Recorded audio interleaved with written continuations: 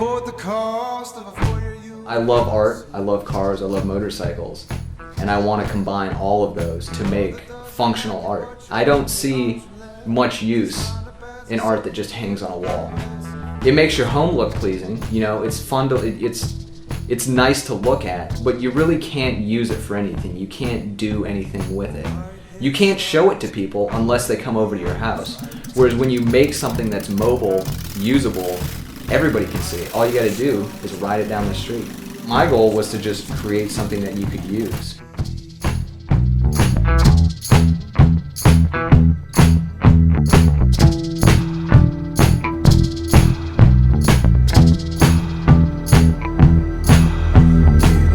My name is Co Bappe and I build board track racers. They said you're fighting for your freedom, you're fighting for democracy. You know that's what they told you, but it's not what you see. White headstones grow in rows like tea.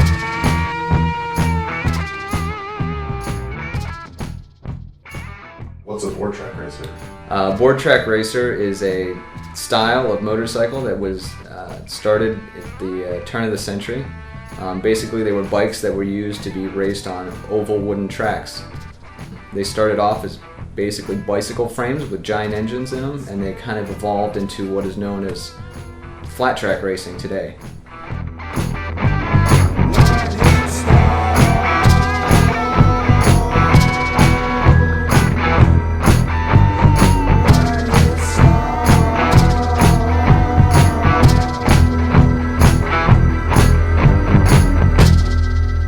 Initially, the bikes had pedals, just like a bicycle, and that was used to start the bike.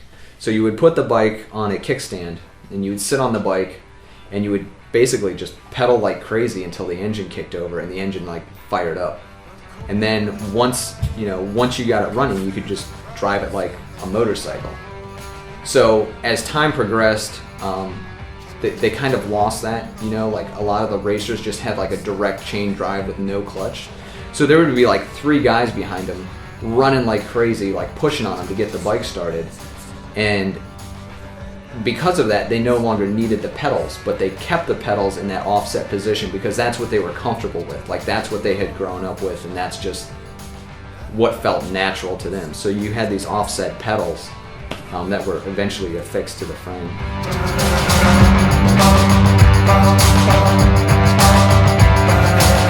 The handlebars are real low because basically what the racers would do is they had a pillow on top of the gas tank. And once they got up to speed, once they got the bike running properly, because back in the day you had to adjust, the left hand would adjust the timing of the bike and the right hand was the throttle. So you would adjust the timing and the throttle, and then you would basically just set them to where they needed to be. And then you would put your hands on the handlebar and you would lay on this pillow and put your chin on the gas tank for wind resistance to cut down on that.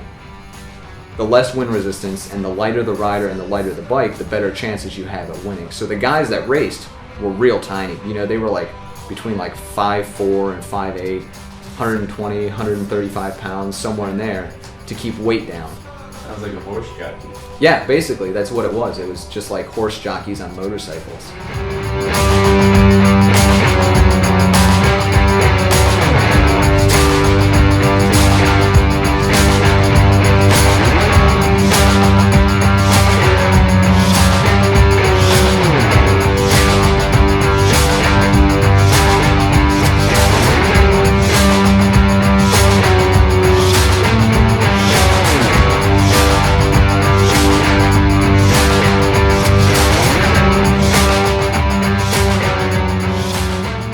This one, I took a lot of drawings, or not necessarily drawings, but I looked at a lot of photos from different companies like Indian, Pope, Merkel, Excelsior. I mean, there was over 100 manufacturers at the, around 1920 or so.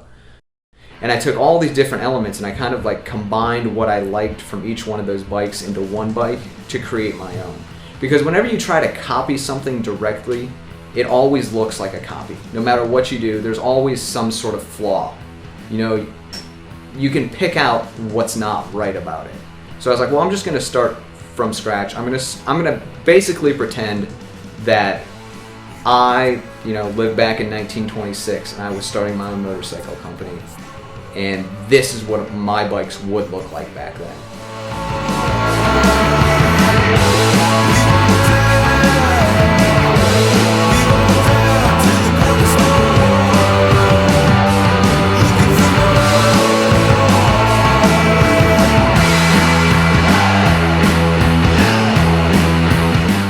I didn't know anything at the beginning at all. Like, I had to teach myself everything. I got a couple friends who are like, certified welders.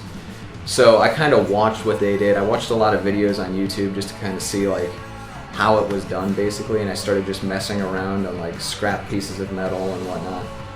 And yeah, so that's how it started.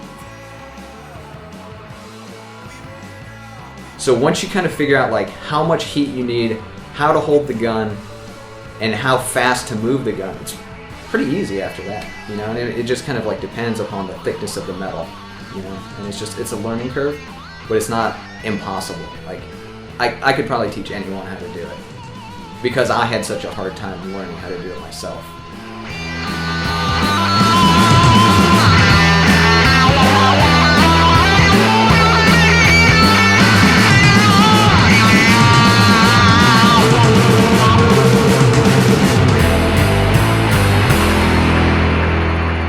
Took a bunch of different drawings, and from those drawings I took measurements, and I actually got this book here, and I've got sticky notes like all through this book of just like different visual cues and different technical notes that I needed to create this bike. Like, building a bike like this is finding things that will work for what you need. So, there's a whole section in here on engines, and it tells you basically like how large the engines were, what kind of power output they had, like the RPM range. So I had to find an engine that had the same specifications or similar to the original bikes. And I actually ended up finding a Briggs and Stratton tractor engine that basically fulfilled all those needs. I could have used a motorcycle engine, but to do that, it wouldn't be the same. It doesn't have the same sort of sound and the same sort of feel as a tractor engine does. Something raw, something that doesn't belong there necessarily. And in fact, a lot of the motorcycles from the teens and 20s during World War II got converted to tractors or water pumps or farm machinery. So it kind of makes sense to start with something that's intended for. Kind of work backwards in a sense.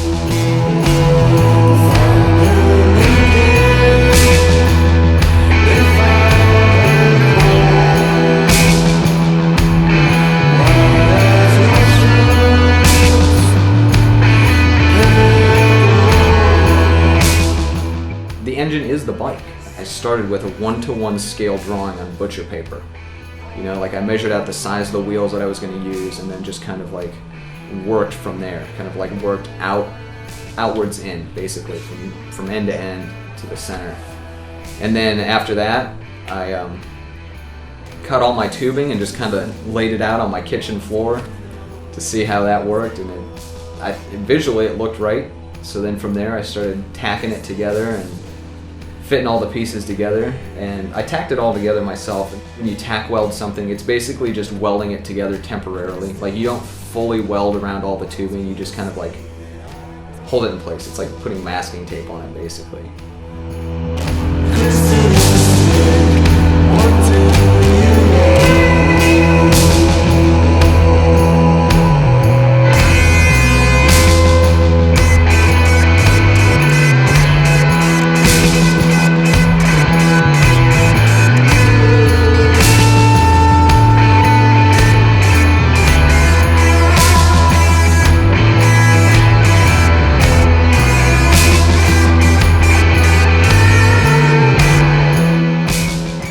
So I was like, all right, I'm gonna build this one, and then I'm just gonna use the money from this one.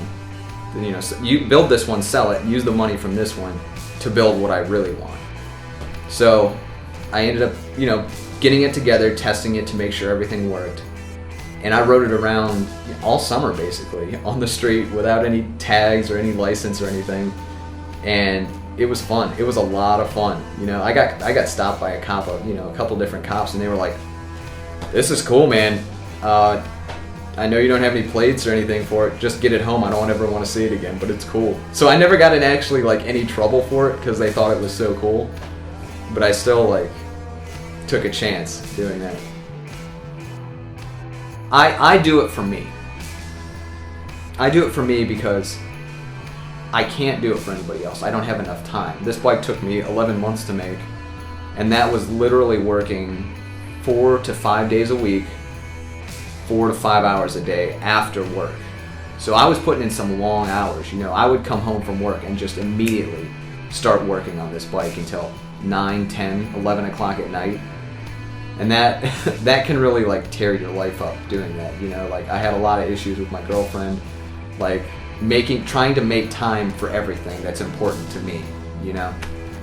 So I don't think I could make another one on commission. I will probably do another one. I mean, I'm working on another one right now, but I'm probably going to do another one after that. You don't see yourself stopping anytime soon? No, I don't think so. I don't think I could. I mean, it's a creative outlet for me.